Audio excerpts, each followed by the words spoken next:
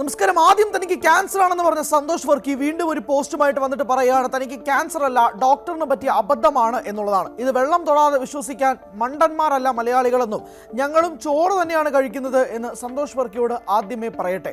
ആദ്യം ചികിത്സിച്ച ഡോക്ടറിൻ്റെ പേരില്ല, ഏത് ഹോസ്പിറ്റലിലാണ് പോയത് എന്നറിയില്ല, കൺസൾട്ടേഷൻ്റെ ഒരു പ്രിസ്ക്രിപ്ഷനോ അല്ലെങ്കിൽ ഒരു ഡോക്യുമെൻറ്റോ ഇല്ല. ഇതൊന്നും പറയാതെ സന്തോഷ് വർക്കി അടുത്ത ദിവസം രാവിലെ വന്നിട്ട് പറയുന്നു തനിക്ക് ക്യാൻസർ ഇല്ല എന്നുള്ളതാണ്. ഇത് താങ്കൾ പറയുന്നത് എന്തും വിശ്വസിക്കാനും താങ്കൾ പറയുന്നത് എന്തും വെള്ളം തൊടാതെ വിഴുങ്ങാനും നിൽക്കുന്നവരല്ല മലയാളികൾ എന്നതും കൂടി ഞാൻ പറയട്ടെ. പോസ്റ്റ് വായിക്കാത്ത പ്രേക്ഷകർക്ക് വേണ്ടിയിട്ട് ഞാൻ അദ്ദേഹത്തിൻ്റെ പോസ്റ്റ് ആദ്യം വായിക്കാം. അദ്ദേഹത്തിൻ്റെ ഈ ഒരു ക്യാൻസറിൽ നിന്നും താൻ മുക്തി നേടി എന്ന് പറഞ്ഞുകൊണ്ട്, അല്ലെങ്കിൽ അങ്ങനെ ഒരു സംഭവമേ ഇല്ല എന്ന് പറഞ്ഞുകൊണ്ടുള്ള അദ്ദേഹത്തിൻ്റെ പോസ്റ്റാണത്. എന്നിട്ട് നിങ്ങൾ തന്നെ തീരുമാനിക്കുക.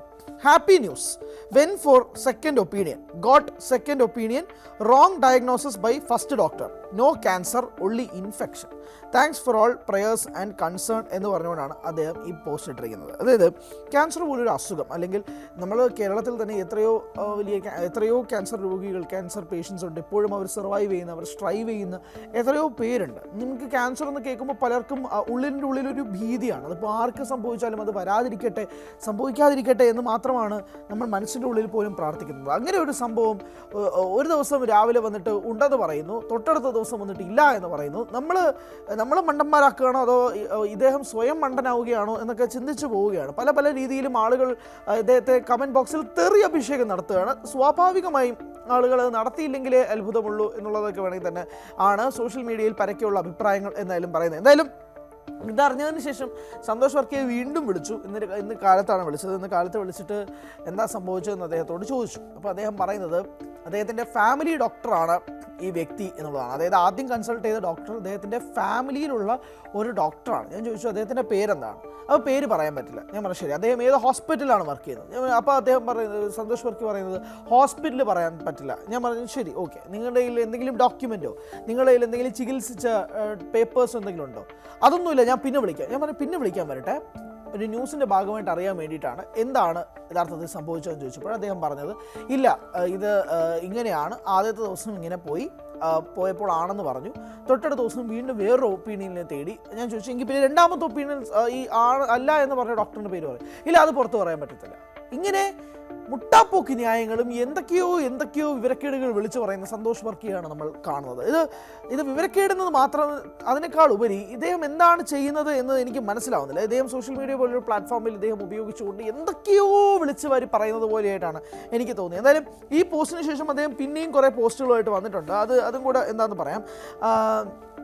ഈ പോസ്റ്റ് ഈ ഒരു പോസ്റ്റ് ഇട്ടതിന് ശേഷം അദ്ദേഹത്തിന് ഈ ക്യാൻസർ ഉള്ള എന്ന് പോസ്റ്റ് ഇട്ടതിന് ശേഷം അദ്ദേഹത്തിന് ഒരുപാട് നെഗറ്റീവ് കമൻസുകളാണ് വന്നത്, ഒരുപാട് തെറികളും വന്നിട്ടുണ്ട് കമൻറ്റ് ബോക്സിൽ. അതിന് റിയാക്ട് ചെയ്തുകൊണ്ടാണ് അദ്ദേഹം അടുത്ത പോസ്റ്റ് ഇട്ടിരിക്കുന്നത്. അപ്പോൾ ഞാൻ മരിക്കണം എന്നാണോ നിങ്ങൾ ആഗ്രഹിക്കുന്നത്, സത്യം പറഞ്ഞാലുള്ള അവസ്ഥ നോക്കിയേ എന്ന് പറഞ്ഞുകൊണ്ടാണ് അദ്ദേഹത്തിൻ്റെ മറ്റൊരു പോസ്റ്റ് ഇങ്ങനെയാണ്: എനിക്ക് അസുഖമില്ല എന്ന് പറയുമ്പോൾ സന്തോഷിക്കുകയല്ലേ ചെയ്യേണ്ടത്, അല്ലാതെ തെറി വിളിക്കുകയാണോ ചെയ്യേണ്ടതാണ് സന്തോഷ് വർക്കിയുടെ ചോദ്യം. അതിനുള്ള മറുപടി സന്തോഷ് വർക്കി എന്ന ആറാട്ടണ്ണൻ കേൾക്കാൻ വേണ്ടിയിട്ട് പറയുകയാണ്. താങ്കൾക്ക് തോന്നുമ്പോൾ ഒരു കാര്യം പറയുക, താങ്കൾക്ക് തോന്നുമ്പോൾ വേറൊരു കാര്യം മാറ്റി പറയുക. ഇങ്ങനെ പറയുമ്പോൾ ആളുകൾ അതനുസരിച്ച് താങ്കളുടെ തുള്ളലിന് കൂട്ടു നിൽക്കണമെന്ന് പറഞ്ഞു കഴിഞ്ഞാൽ അത് നടക്കില്ല. ഒന്നുകിൽ താങ്കൾ വ്യക്തമായി താങ്കൾ എവിടെ നിന്നാണ് ചികിത്സിച്ചത്, ഏത് ഡോക്ടറാണ് താങ്കളോട് ആദ്യം ഇത് ക്യാൻസർ ആണെന്ന് പറഞ്ഞത്, ഏത് ഡോക്ടറാണത് മാറ്റി പറഞ്ഞത്, എവിടെയാണ് നിങ്ങൾ ഡയഗ്നോസ് ചെയ്തത് തുടങ്ങിയ വിവരങ്ങൾ നിങ്ങൾ പുറത്ത് പറയുമ്പോൾ നിങ്ങൾ ഈ തെറി വിളിച്ച ഓഡിയൻസ് ഉൾപ്പെടെ, അല്ലെങ്കിൽ ഞാൻ ഉൾപ്പെടെ ഉള്ളവർ നിങ്ങളുടെ കൂടെ നിൽക്കും. അല്ലാതെ നിങ്ങൾക്ക് എന്തെങ്കിലും രീതിയിൽ എന്തെങ്കിലുമൊക്കെ വിളിച്ചു പറഞ്ഞിട്ട് നിങ്ങൾക്ക് സപ്പോർട്ട് വേണമെന്ന് പറയുന്നത് എനിക്ക് മനസ്സിലാവുന്നില്ല. അതെന്താണ് എന്നുള്ളത് എനിക്ക് മനസ്സിലാവുന്നില്ല. എന്തായാലും വീണ്ടും ഒരു പോസ്റ്റ് അദ്ദേഹം ഇട്ടിട്ടുണ്ട്. അതിങ്ങനെയാണ്: ഡോക്ടേഴ്സ് ഡയഗ്നോസിസ് എപ്പോഴും ശരിയാവണമെന്നില്ല, ഡോക്ടേഴ്സ് ദൈവങ്ങളല്ല, അവർക്ക് തെറ്റുപറ്റും, ഒരാൾക്ക് അസുഖമില്ല എന്നറിയുമ്പോൾ സന്തോഷിക്കുകയല്ലേ ചെയ്യേണ്ടത് എന്നുള്ളതാണ് അദ്ദേഹത്തിൻ്റെ മറ്റൊരു പോസ്റ്റ്. വേറൊരു പോസ്റ്റ് ഇങ്ങനെയാണ്: ഡോക്ടേഴ്സ് തെറ്റുപറ്റിയതിന് ഞാൻ തെറി ഏൽക്കേണ്ട ആവശ്യം എന്താണ്, ഒരാൾക്ക് അസുഖമില്ല എന്ന് പറയുമ്പോൾ സന്തോഷിക്കുകയല്ലേ വേണ്ടത്, ഞാൻ മരിക്കണമെന്നാണോ നിങ്ങൾ ആഗ്രഹിക്കുന്നതെന്നാണ്. ശ്രീ സന്തോഷ് വർക്കി, എങ്കിൽ നിങ്ങൾ ഡോക്ടറിൻ്റെ പേര് പറയൂ. നിങ്ങൾ ഡോക്ടർ ഏത് ഡോക്ടറാണ്, ഏത് ഹോസ്പിറ്റലിൽ നിന്ന്? ഞാൻ വീണ്ടും ആവർത്തിച്ച് ചോദിക്കുന്നു. നിങ്ങളിത് പറഞ്ഞു കഴിഞ്ഞാൽ, നിങ്ങളിത് ക്ലിയർ ചെയ്ത് കഴിഞ്ഞാൽ ഈ പ്രശ്നം ഇതോടെ അവസാനിക്കും. അല്ലാതെ ഇതിപ്പോൾ താങ്കൾക്ക് ക്യാൻസർ ഉണ്ടെങ്കിലും ഇല്ലെങ്കിലും എന്നുള്ളത് താങ്കളുടെ വ്യക്തിപരമായിട്ടുള്ള കാര്യങ്ങളാണ്. താങ്കൾക്ക് ഡയഗ്നോസ് ചെയ്യാം, താങ്കൾക്ക് ചികിത്സിക്കാം, എല്ലാം താങ്കളുടെ വ്യക്തിപരമായ അഭിപ്രായമാണ്. ഇത് സമൂഹത്തെ ചോദ്യം ചെയ്യുന്നത് കൊണ്ടാണ് സമൂഹവും സ്വാഭാവികമായും താങ്കൾക്കെതിരെ തിരിയുന്നത്, താങ്കളുടെ പോസ്റ്റുകൾക്ക് വന്ന് കമൻറ്റ് ഇടുന്നത്. കാരണം താങ്കളിത് പറഞ്ഞതിന് ശേഷം പലപ്പോഴായിട്ടെങ്കിലും ചിലരെങ്കിലും ചിന്തിച്ചിട്ടുണ്ടാവുകയോ അദ്ദേഹത്തിന് അങ്ങനെ ഒന്നും വരാതിരിക്കട്ടെ എന്നുള്ളത്. അപ്പോൾ ആ പ്രാർത്ഥനകളെ പോലും ഇല്ലാതാക്കുന്ന രീതിയിലേക്കാണ് താങ്കൾ പിന്നീട് മാറ്റി പറയുകയും ചെയ്തത്. എങ്കിൽ പിന്നെ താങ്കൾ ഏത് ഡോക്ടറാണെന്ന് പറയും, അത് ഏത് ഹോസ്പിറ്റലാണ് വർക്ക് ചെയ്യുന്നതെന്ന് പറയും. അതൊന്നും പറയാതെ ഇങ്ങനെ പറയുമ്പോൾ അതിനകത്ത് ഒന്നും പറയാനില്ല എന്നുള്ളതാണ് പറയാനുള്ളത്. എന്തായാലും അദ്ദേഹം അവസാനം ഇട്ടേക്കുന്ന പോസ്റ്റ് ഇങ്ങനെയൊക്കെയാണ്: സത്യം ഞാൻ ഇപ്പോൾ കള്ളനായി മാറി, എൻ്റെ ക്രെഡിബിലിറ്റി എനിക്ക് നഷ്ടപ്പെട്ടു, ഐ ഫീൽ വെരി ബാഡ് എന്നൊക്കെ അദ്ദേഹം പോസ്റ്റ് ഇടുന്നുണ്ട്. എന്തായാലും അദ്ദേഹം ഇതിങ്ങനെ നിർത്താതെ പറഞ്ഞുകൊണ്ടിരിക്കുക. ഞാനൊന്നും പറയുന്നില്ല, എൻ്റെ എനിമീസ് ഈ അവസരം മുതലാക്കുകയാണ്. ഇതിനകത്ത് എനിമീസിൻ്റെ കാര്യമൊന്നുമില്ല. ക്യാൻസർ വന്നു എന്ന് മനസ്സിലാക്കിയതിന് ശേഷം അദ്ദേഹം തൊട്ടടുത്തിട്ട പോസ്റ്റ് അടുത്ത എൻ്റെ പിൻഗാമി അലിൻ ജോസ് പെരേര എന്നൊക്കെയാണ്. അത് ഇങ്ങനത്തെ ബാലിഷ്യമായിട്ടുള്ള കാര്യങ്ങൾക്കൊന്നും എന്തായാലും പറയാനില്ല. അദ്ദേഹം എന്തൊക്കെയോ വലിയ എഡ്യൂക്കേഷണൽ ക്വാളിഫിക്കേഷനുള്ള വ്യക്തി എന്നൊക്കെയാണ് അദ്ദേഹം പറയുന്നത്. എന്തൊക്കെ തന്നെയായാലും സാധാരണ പ്രേക്ഷകർ മലയാളികൾ പൊട്ടന്മാരല്ല എന്നത് വീണ്ടും സന്തോഷ് വർക്കി മനസ്സിലാക്കുമെന്ന് വിശ്വസിക്കുന്നു.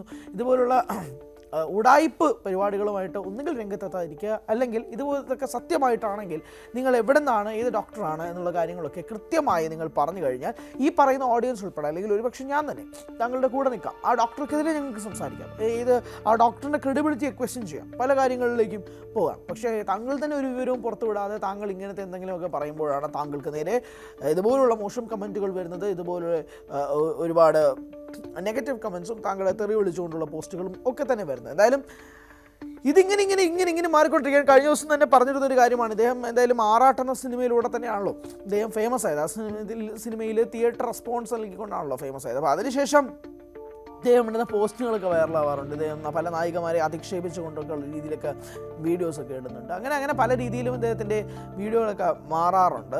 എപ്പോഴും സമൂഹ മാധ്യമങ്ങളിൽ ലൈം ലൈറ്റിൽ നിൽക്കണമെന്ന് ആഗ്രഹിക്കുന്ന ഒരു വ്യക്തിയാണ് സന്തോഷ് വർക്കി. അതുകൊണ്ട് തന്നെ ഈ ലൈം ലൈറ്റിന് വേണ്ടി മാത്രമായിട്ടുണ്ടാക്കിയ ഒരു പൊറാട്ട് നാടകമായിട്ടാണ് ഇതെങ്കിൽ താങ്കൾക്ക് തുടരാം. വേറെ ആരും ചോദ്യം ചെയ്യാനോ അല്ലെങ്കിൽ ചോദ്യം ചെയ്യാനൊക്കെ ആളുകൾ എന്തായാലും ആയിട്ടുണ്ടാകും. പക്ഷേ ഇതിൻ്റെ കൂടെ നിൽക്കണം, സപ്പോർട്ട് ചെയ്യണം എന്നൊക്കെ പറഞ്ഞു കഴിഞ്ഞാൽ മലയാളികൾക്ക് ഒന്നേ പറയാനുണ്ടാവുള്ളൂ: ശ്രീ സന്തോഷ് വർക്കി ഞങ്ങളും അരി തന്നെയാണ് കഴിക്കുന്നത്.